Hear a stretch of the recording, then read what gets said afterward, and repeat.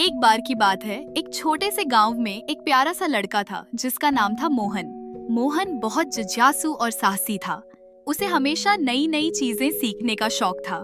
गांव के पास एक घना जंगल था जिसमें कई रहस्यमय जीव और अद्भुत पौधे रहते थे। मोहन ने तय किया कि वह एक दिन उस जंगल की खोज करेगा। एक दिन मोहन ने अपने सबसे अच्छे दोस्त चांदू, जो एक बुद्धिमान खरगोश था, को साथ लिया। चांदू हमेशा मोहन को सही रास्ता दिखाता था और उसकी मदद करता था। दोनों ने अपनी छोटी सी थैली में कुछ खाने का सामान और एक चमकदार लाल पत्थर रखा जिसे मोहन ने अपने दादा से पाया था। दादा ने बताया था कि यह पत्थर जादुई है और इसे संकट में काम में लिया जा सकता है। जंगल में घुसते ही मोहन और चांदू ने देखा कि वहाँ के पेड़ और पौधे कितने अद्भुत थे। अचानक उन्होंने एक सुरीली आवाज सुनी। वे आवाज की ओर बढ़े और देखा कि एक सुंदर परिंदा जिसका नाम था मीरा एक जाल में फंसी हुई थी। मोहन ने तुरंत चांदू से कहा, हमें उसकी मदद करनी चाहिए।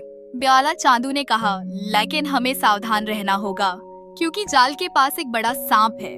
मोहन ने अपने जादुई पत्थर को निकाला और कहा, मैं इसे सांप की ओर फेंकता हूँ। ब्याला जैसे ही उसने पत्थर को फेंका, वह चमकने लगा और सांप चकित होकर पत्थर की ओर बढ़ गया। इस मौके का फायदा उठाते हुए मोहन और चांदू ने मीरा को जाल से बाहर निकाल लिया। मीरा ने कहा, धन्यवाद दोस्तों, तुमने मेरी जान बचाई। मैं तुम्हें जंगल के रहस्यों के बारे में बताना चाहती हूँ। बेलाला उसने उन्हें बताया कि जंगल में एक छिपा हुआ खजाना है जिसे केवल सच्चे दिल वाले लोग ही पा सकते हैं। मोहन और चांदू ने मीरा के साथ मिलकर खजाने की खोज की। उन्होंने कई बाधाओं का सामना किया, लेकिन उनकी दोस्ती और साहस ने उन्हें आगे बढ़ने में मदद की। अंततः उन्होंने एक सुनहरी गुफा में खजाना पाया जिसमें चमकदार मोती और सोने के सिक्के थे। मोहन ने कहा, हम इस खजाने को गांव के लोगों के साथ बांटेंगे।